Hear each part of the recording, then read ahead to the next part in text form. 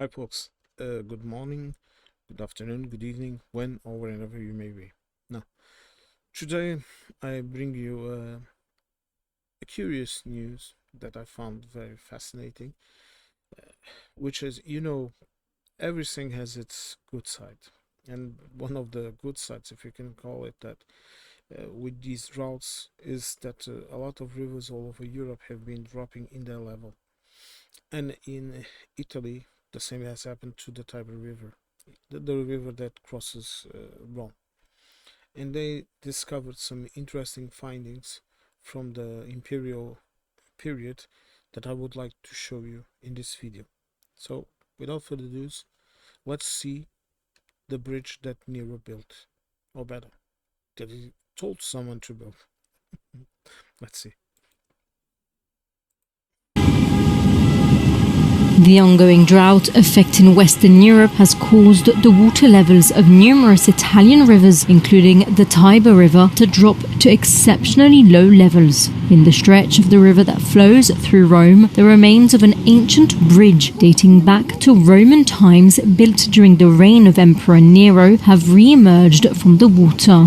The re-emerged structure is located near Castel Sant'Angelo, not far from the current Vittorio Emanuele II bridge. 2 millennia ago, this bridge allowed people to cross the Tiber toward what is now the Vatican area. This is not the first time that in the summer, when the river is at a particularly low levels, the remains of the Pons Neronianus have re-emerged. In fact, they were once used to moor structures equipped with mills powered by the current of the Tiber, though these were demolished in the late 19th century.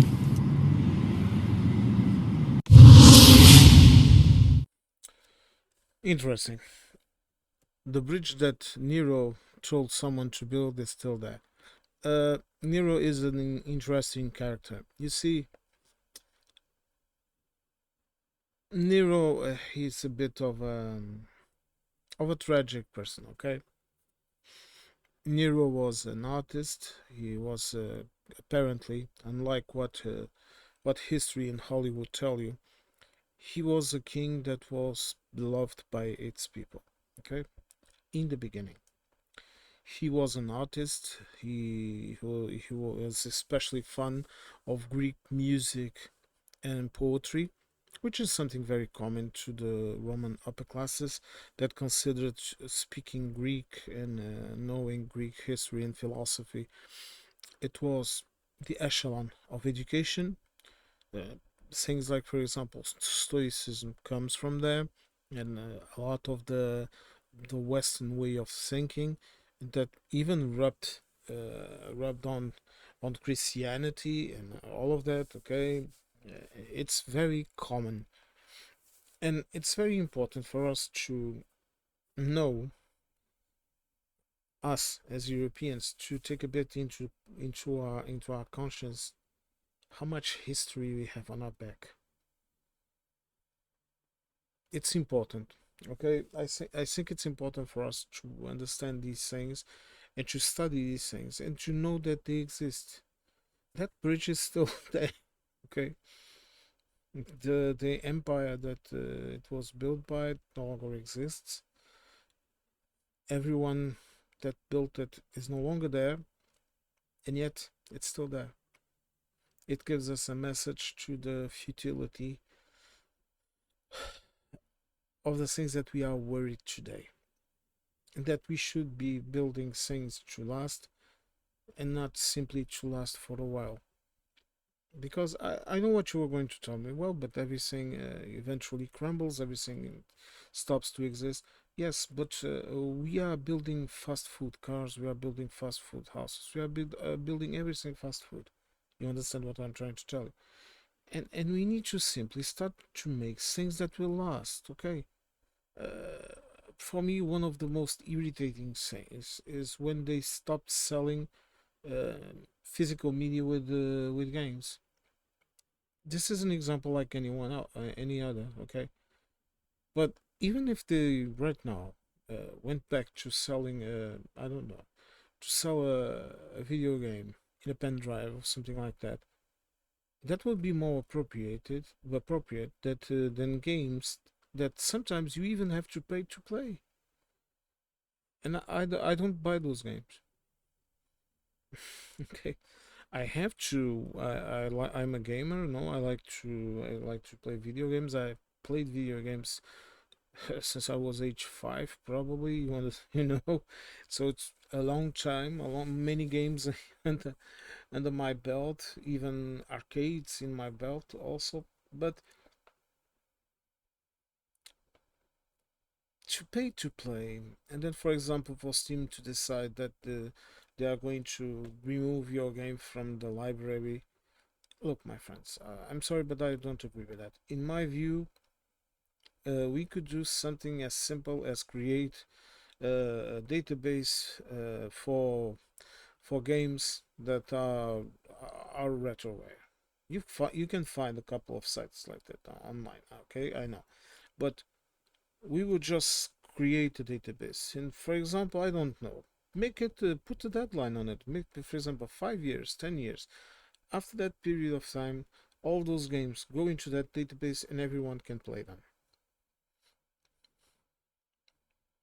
Simple as that. You can you can say whatever you want to say, but what they are doing on practice is they do not allow you to continue to play your game that you paid because of their arbitrary decision. For example, the last physical media that I have from a game is of Skyrim. I have a disc by Skyrim, but it also installed the game in my computer, and then if I want to play it, it always opens Steam, unless of course you find the program for the no Steam hack and you play it without Steam. But in my view, we should not have to do that. For example, I should be able to go into Steam to buy something that I want or that I need and keep it. And for example, Steam, oh, we cannot have this in our database no more.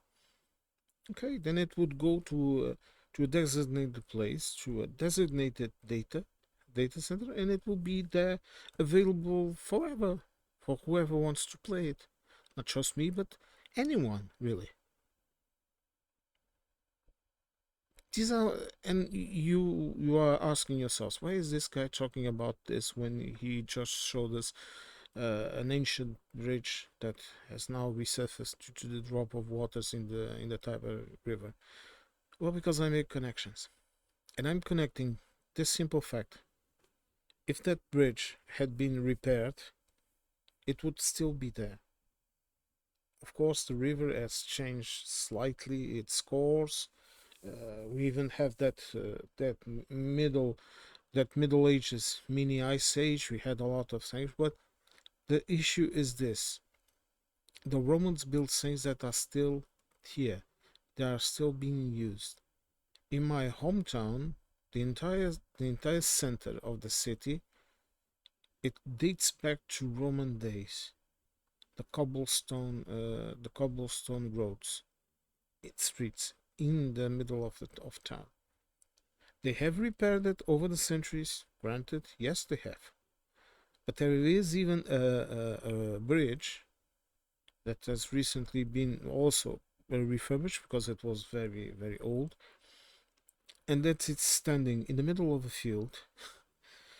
They called it the medieval point, but it bridge, but it's not bloody medieval. It dates back to Roman times. But some people are stubborn, but I don't care about it. But it's in the middle of a bloody field with no water, okay? Because the river has been diverted. I don't know, about 500 meters, almost more than 500 meters, almost a kilometer north of the bridge. But the bloody bridge is still there. Okay, and we have plenty of buildings here that date back to Roman days that are still being used. You go to Rome, you will find countless of them. But not just Rome. come here to Port. Everywhere you had a Roman, you will have something that is still being used. In Lisbon, there are the buildings that date back to Roman ages that are still being used. There's a town here in Portugal called Chaves. This is the name of the town, Chaves. Chaves. Okay, Chaves. That still has a bridge, a Roman bridge, and it's still there, still being used by people. You have roads, for example, in the region of Évora. I'll give you this example. In the region of Évora, there is still a national road that is a Roman road, cobblestones and all. Okay, they refurbish it a bit to make it a bit more road ready for modern cars, but it's still there. And my view on all of this is that we need to stop relying on what is expendable and start to have things that will last.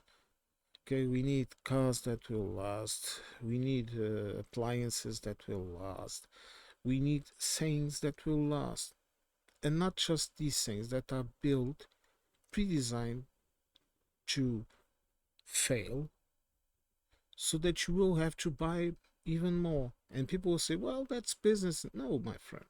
Business is for you to sell me things that will last, that are worth for me, because I'm spending my money to buy your product. There are things that by nature are expendable. Food. You buy food, you consume it. And then you have to buy more food. Clothing. You buy clothing, clothing wears out, and you buy new clothing. But things such as games, as software, as as books, as movies, all of that, that is a perennial. How can you say? That is something that should remain. That you should be able to have, because sometimes you like to pick up a book and read it, okay, or you like to pick up an old video game and play it. Okay, I still sometimes play my Skyrim. Okay, I like to wander around in Skyrim. This is an example. Or Europa Universalis, for example. I love almost all of those games, and I have a couple of them that I bought. Console games, whatever, you understand what I'm trying to say. Media, music, media in CDs and all of that. And it's not me being some old bastard, complaining about everything. It's not that. I'm just being logic. There are some things that you should have. You are a kid now, okay? You should be able to imagine this. In 20 years, you get out of your house, you go work or whatever, and 20 years later, you go back to your home, your mom or your dad, whatever, your family still has your bedroom with your stuff on the shelves and all of that. You go back to your old room and you pick up a book and you read it. That reminds you of those times. Or you pick up an old console game and you put it in the machine and you play a little. Or you pick up a record if you have vinyls or whatever you want to call it, or CD, I don't care, or whatever, and you listen to that media again. You will cherish it. And well, that is my little rant about it. Sorry for taking so long talking about a bridge. Thank you for coming back to my videos, for listening to me ranting, even right now, ranting about the bridge. And I hope to catch you all in the next one, okay? Folks, stay safe. Thank you.